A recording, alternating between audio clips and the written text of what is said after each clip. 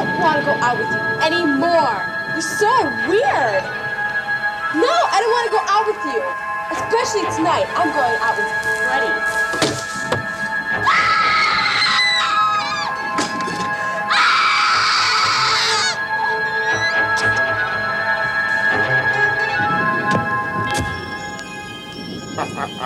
She won't be going out with Freddie or Jason.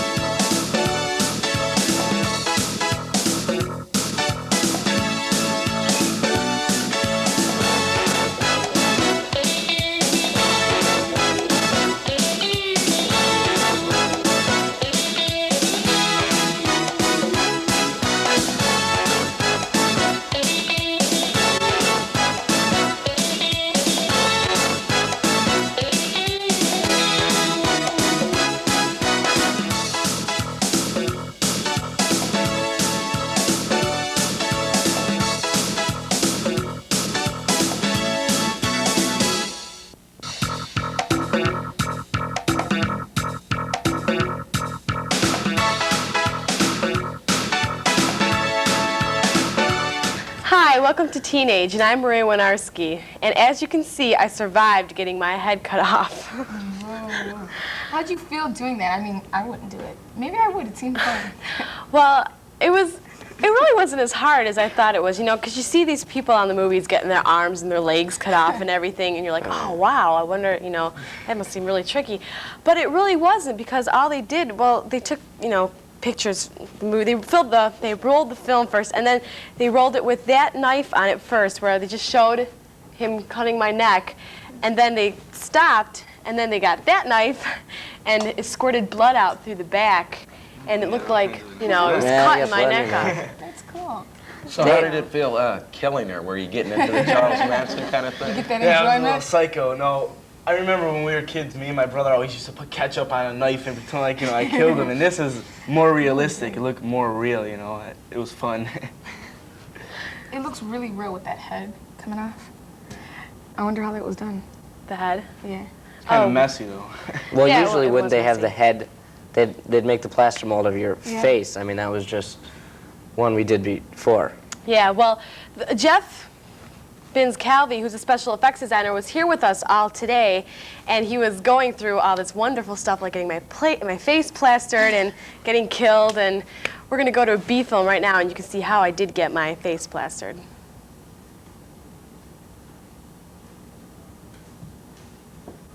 Well, first of all, you were very brave. It's a scary thing to go through the first time. Yes, I know. And it's not something you want to try on your own. I've done a lot of them. Let's see. The first thing we did is put a lot of Vaseline on your face. And what's the Vaseline for? Well, it stops the, if you just put plaster on your face, it would pull out every one of your eyebrows and your eyelashes, and you'd have to go to the emergency room to get it off. So, as you can see, we taped cloth over her hair, and got it very tight around her head so none of the plaster could leak in and, you know, get in around her temples. And we made sure that all the stray hairs were tucked away and greased down with Vaseline. There I'm using a piece of wire to make sure that the cloth stays close to her head and doesn't allow the plaster to slip in there. Let's see, the most painful thing you can do on this is have your eyelashes pulled out. And you need to get just a ton of Vaseline on your eyelashes. No. And let's see, that's putting a piece of wire in. I just use anything anything that comes to hand to keep the plaster away from where it shouldn't be. The other thing about the plaster is, as it sets up on your face, it gets hot. Yeah, I know Yes. that. Yeah. That was hot. If you do it too thick or mix it too thick or let it get too thick on your face, it can actually burn you. So that's another thing to be very careful of. And what about the eyes? What if it got in the corner of the eyes of plaster? Yeah, and dried? that's why you use a lot of Vaseline. There's a lot of things that can go wrong with it. So if you want to try it, it's best to do it with preferably an adult who's done it before. A lot of art teachers have done it. It's something that you learn in college and like that. Now, this isn't the kind of plaster you use on a house and a wall or anything like that. Not exactly. This is it's a #1 molding plaster, which is a good. It's like a dental grade plaster. You can get from some suppliers, makeup places, and some plaster suppliers. Ooh, But that's here, messy. we're putting the plaster on. You can do it two ways. You can put straws up your nose so you can breathe. That's very important. You can put straws up your nose, or you can just work very carefully around your nose when you get to that point. So you do the nose last. When you start putting it on, you start on the forehead and push it down toward the chin so you don't push it up underneath your eyelashes, which have, as I mentioned, a lot of Vaseline on them. And here we're going over your mouth. And it's important to have a signal arranged beforehand. Like you can snap your fingers if you want someone to give you a pad of paper, or clap your hands if you need to get out, if you get panicked. It's not for everybody. If you're claustrophobic, it's not a good thing to do. I couldn't do that. Yeah, and I won't do it on just anybody, But the end result is, well, this is the end result. It's a, How heavy is that? Does that put a lot of pressure on the That's the other thing. It gets heavy. And how did you feel around your face and on your throat? Well, I have to say this was quite an experience. When they told me I was getting my face plastered, I had no idea what it was going to be like. I'm like, oh, all right, so I'm going to get my face plastered. And this is really heavy. It's plaster, and you can see my face in it. And when he put it on, it was really cold, and it just felt slippery. And I'm like, oh, well, this is fine. And then once time progressed, it got warmer, and I'm like, oh boy, I'm roasting in here. And it started getting tight, and it felt really heavy, and it felt like I almost couldn't breathe. Yeah. I was getting scared. I mean, And then you wrote me a note. I'm like, my throat feels a little constricted. Yeah, it feels like it's just all so tight, and then, you take that off, and you realize that was on your face. Yeah. And you think about it, wow, it's a lot of pressure. Yeah. When you say that the mask gets kind of warm, I know when you took it off, you could actually see the steam. Yeah. It was really hot. Yeah, that's part of the chemical process of the plaster setting up. It gets very warm, and as it gets harder and harder, it gets downright hot. You can almost burn yourself on it. Fortunately, it's usually solid enough to pull off by the time it gets uncomfortable. Before it starts to get uncomfortable. But yeah, you definitely want to keep talking to the person underneath and reassuring them and not making them laugh. And, Yeah. How hard is the process of getting it off after it has dried? You just, it's usually pretty easy if you've put enough Vaseline on. Did I mention the Vaseline? Lots of Vaseline. You just kind of sit up and catch it in your hands and make a face and blow out your cheeks, and it usually comes off real there she smoothly. goes. How do you make a mask out of that? And there it is coming off. It looks pretty easy when she did it. This Have came you- off real well, yeah. Yeah, I did one for an actor. We needed a severed head for a production of Titus Andronicus. It's Shakespeare's bloodiest play. Yeah, there it comes. Oh. light Yeah, the is very Vaseline was bright, in my the eyes. I was Vaseline like, in your oh. eye. But this fellow was, I think he was acting underneath. He wanted to have a good agonized face underneath the plaster. So he was like grimacing, and he'd find one face and then not like it, and then move his face again and raise one eyebrow. And he was doing this all under the wet plaster, so all of his eyebrow hairs and eyelashes kind of worked into the plaster. And we almost had to take him to the emergency room to get it off. So it can go wrong. So that's another thing, is once you've hit a position under there, stick with it. But get an adult to help you, and somebody who's done it. And there's a lot of people who have done it. If you ask around, it's surprising. But anyway, this is what you end up with. This is what we call the negative. It looks like a positive in that light. And what do you do with it after you're finished? After you get this, how do you make the mask? Well, we plug up the nose holes with a little bit of clay or putty or whatever you have. And this is a good, simple way to do it that I developed. This is a liquid latex, which is it's kind of like rubber cement, kind of like a milkshake. It stinks too, but it's rubber. It's liquid rubber, and it dries. It's a water base. You pour that into the mask, and slush it around, let it run over everywhere, get a thin layer everywhere. Maybe do a couple layers of that. Okay, so you have like a glove of a face. Now, if you pulled it out at that point, you would just have this floppy thing that's too soft to be any good. So there's all kinds of foams you can use. There are foams that you bake in the oven and foams that are 4 different part catalysts, and they're, it gets pretty technical. But something like this, this is one brand, great stuff. There's all kinds of it, but it's the stuff that you get at a hardware store. You spray it into a crack and it foams up and gets solid. And you spray that in, let it set for a few days so you get this big beehive kind of a lump. Okay, and then carve away the parts that aren't a face, that don't look like the back of the head. Pull it out, and once you put a wig on it and some dressing and a little bit of paint. God. Oh, yeah. That's me. Yeah, it's pretty gory. And then you can take some more of the liquid latex and some red paint and some tissue paper and some lint out of the dryer and whatever else you can find, and just dress it up here and put some bones in, and That looks good. Yeah, it's pretty disgusting. And we'll talk more about that when we're back with Teenage.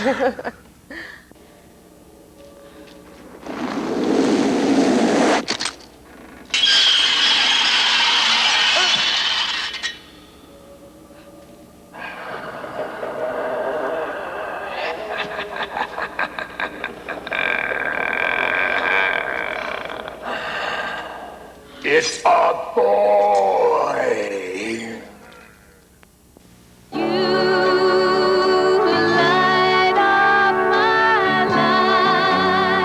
A pet can be a wonderful companion, but they're also a responsibility. Each year, thousands of animals find their way to humane societies and are in need of good homes. Won't you help? Adopt a pet at the Anti-Cruelty Society in Chicago or your local humane society, and be a responsible pet owner. They could light up your life. Hey, what are you cooking in there, Charlie? Pork chops. Well, how can you tell when they're done? How do you think I can tell? When they yell, oink, oink. USDA approved. My 3 sons every night on Nick at Night.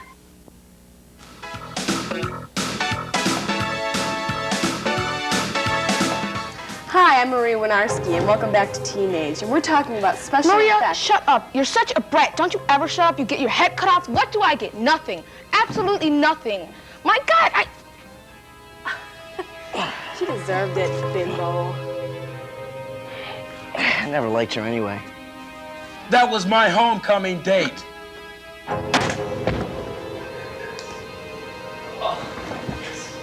You just killed my boyfriend.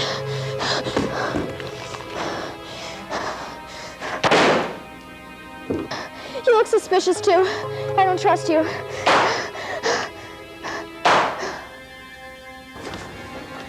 You kids. Oh, ignore them. So anyway, I was meaning to tell you, Geoff, you are so talented. I can tell you. Well, I had But fun. these kids, they just get on your nerves sometimes, Yeah. You guys all right?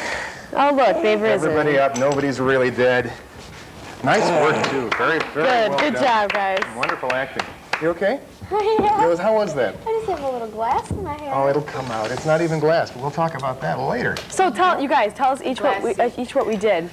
Start off with you, honey. Me? Yeah. Okay, first of all, I was the bad victim. I killed 2 people. First of all, because my boyfriend killed his girlfriend, but I got mad, so I had to kill my boyfriend.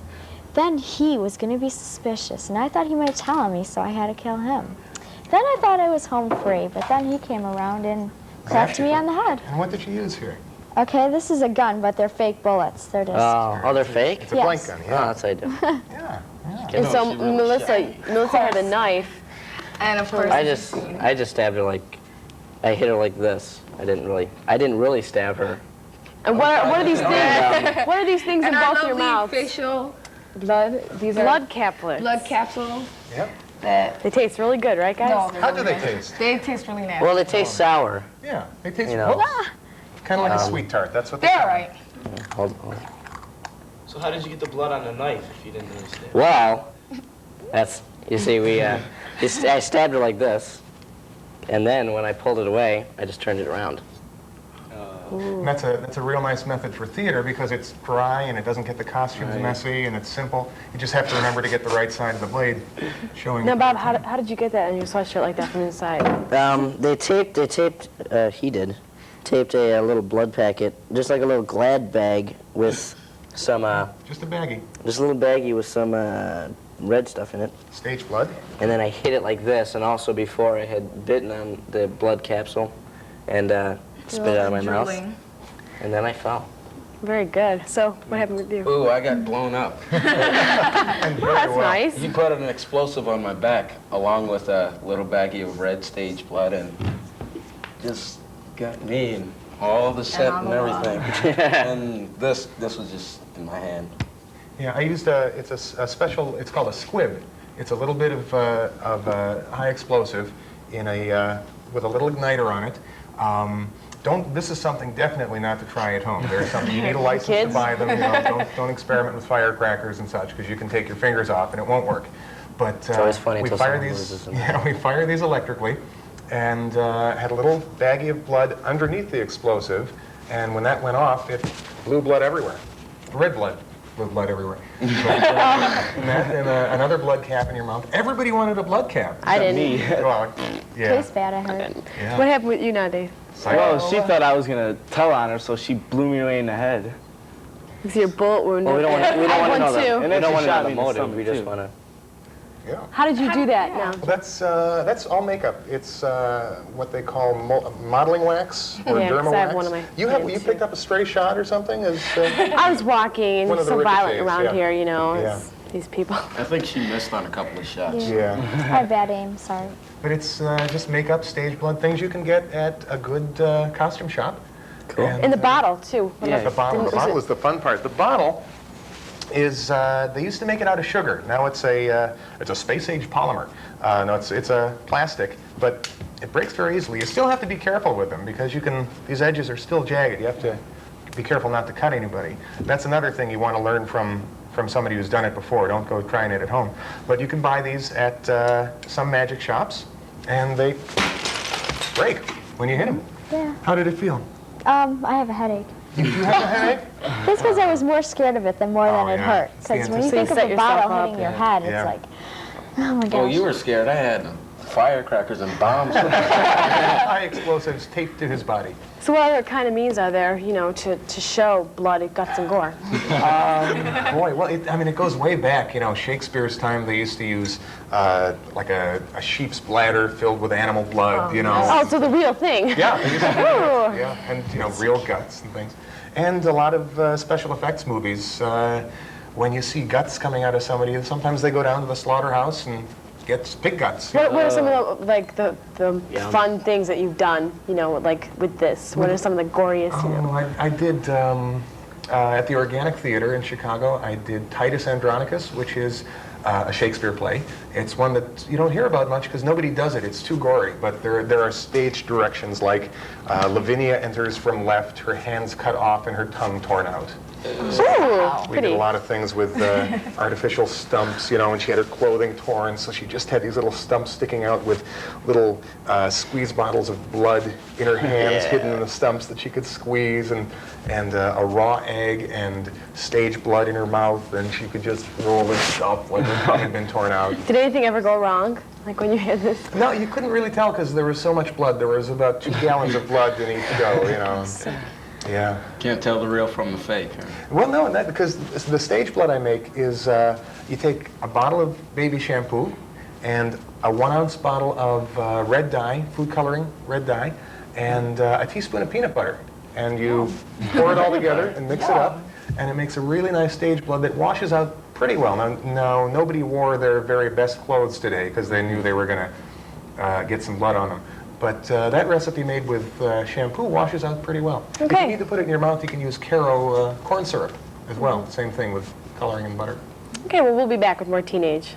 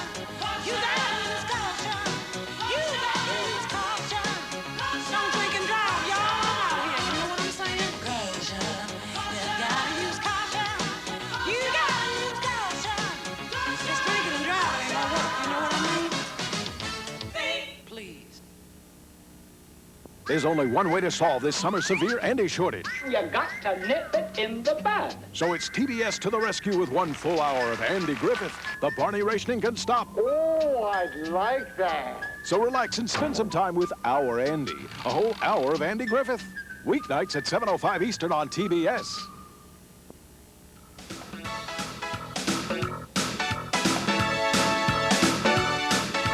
Hi, we're back here in Teenage, and Geoff, I have a question for you. How did you get into this? I mean, when you were young, did you say to yourself, "Oh, I want to invent blood, blood, guts, and gore"? Yeah, Did, well, I mean, around? everybody does that. You love collapsing knives and all of that stuff at Halloween, but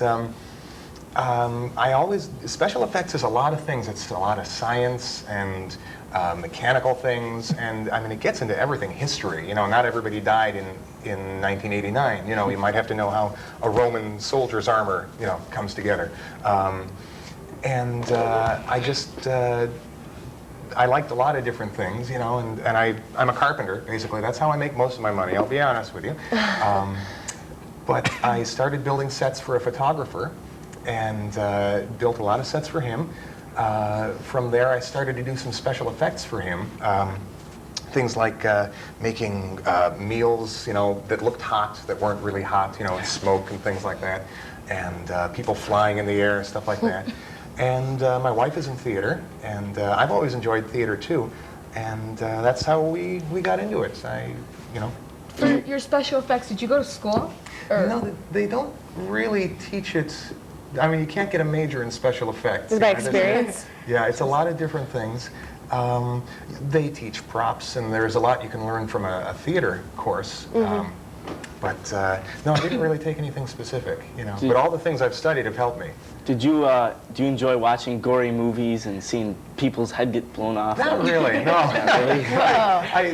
They really upset me, kind of, and I can watch them if I go, okay, and there's a cable there, and then they cut away there. Okay, and that's where the fake head comes in, But no, they scare me. They really do. Do you test any of these stunts out on yourself? Yeah, my poor wife, comes home a lot, and I say, honey, shoot me. No, just shoot me. And she doesn't. So she's used to it then. Yeah. That's Oh good. dear. We go through that a lot at home. So were you into theater, and then you saw stuff being made like this, and you were interested, or? Yeah, it kind of all developed together. I've always liked science fiction, sci-fi movies, and there's a lot of special effects in sci-fi movies. But there's a lot of special effects in every video. Smoke coming around on the floor is a special effect. And flash pots are a special effect, and even things like. Ads for, I can't think of, an ad for a lawyer, where it's smoky, there's a lot of atmosphere. They got a special effects guy in to do that. And that's how you can make some money. There's not a lot of money in theater. I do that for the love of it because it's almost like being a performer. I used to perform on stage, and I was okay, but I was not really, I couldn't make a living at it, But I can put effects together, and put a great death scene together, or make somebody fly or something, and standing in the back of the house, watching that, and the audience goes, "Ooh, that's really." You did your job. Yeah. When you're working with theater, is lighting a big importance? Do you work with that as well? Because if you can't see something, you don't want to see. Yeah, there's different degrees of how critical something has to be. The bullet on your forehead wouldn't work at all for a close-up still photograph. But in video, it looks great, And for theater, I wouldn't have even taken that much time with it. I probably would have just done a red spot there. Because, in photography, you're real close. Video, you're 12 feet away. In a theater, somebody might be 50 feet away. The closest person might be 50 feet away. What is your greatest stunt? I did some stuff last year for Christmas Carol at Rockford. At the New American Theater that I was really proud of. Marley comes out. He's been dead for years, and I did a lot of fun things with smoke inside his costume and a little light inside his mouth. So when he went Scrooge, the smoke came up and the light came out of his mouth. It looked like it was on fire. Then we flew him out of the room. How do you make somebody fly? That's a whole another science on its own, and I'm not real good at it. Oh. I mean, I don't want to say I'm not good at it because the actor who played Scrooge is going to go, what? Yeah, but it's cables and using the thinnest cable you can safely. Yeah. You know, you still want to have it 5 times stronger than it needs to be, and counterweighting and a lot of rehearsal. You know, something that takes 5 seconds on stage. Flying Scrooge out for that show, I think we rehearsed on that for a good day and a half, just for 5 seconds of getting up and out of the room. But it was worth it. Yeah. So special effects is really more than just like blood packets. And Yeah. It's well. That's what people think of. E.T. is special effects, and that's happy little things and happy monsters and fairies and things like that. Those are almost more fun than blood and guts, Well, for the future, do you want to finish special effects? Do you want to go on and be bigger and known for your Sure, work? yeah. Go out. I don't know if I want to go to Hollywood. I just moved to Chicago from Cleveland a couple years ago. But I'd like to make it a full-time thing. It's not yet full-time. It's hard to be a full-time special effects person. If you could, would you rather be in movies or in theater? And what reasons why? Yeah, I don't know. Well, movies because of the money. There's a lot more money in movies. But theater, just because I love theater. It's one-on-one. It's a direct relationship between the actor and the audience, and all of that. It's so gratifying to have an audience get off in the effect you've done, and that's almost worth the lack of money. Well, Geoff, that's great. I mean, I wish you all luck in the world. You're very talented. And you folks are too. You did great work. Great afternoon spending it with you. Thanks for doing this. Geoff Binns-Calvey, special effects designer, and now we're going to leave you with clips from Nightmare on Elm Street Part 5, Dream Child. Bring you back for Christmas for that Scrooge thing.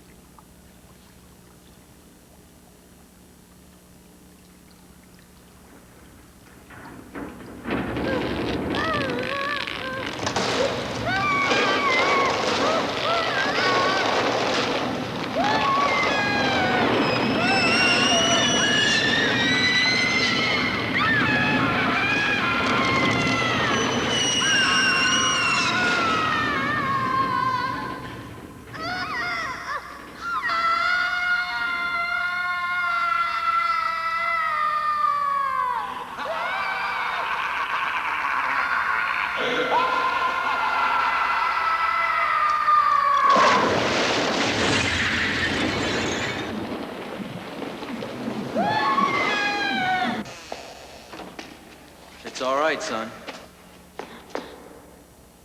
Dan? Now come with me. Jacob! He's not your father!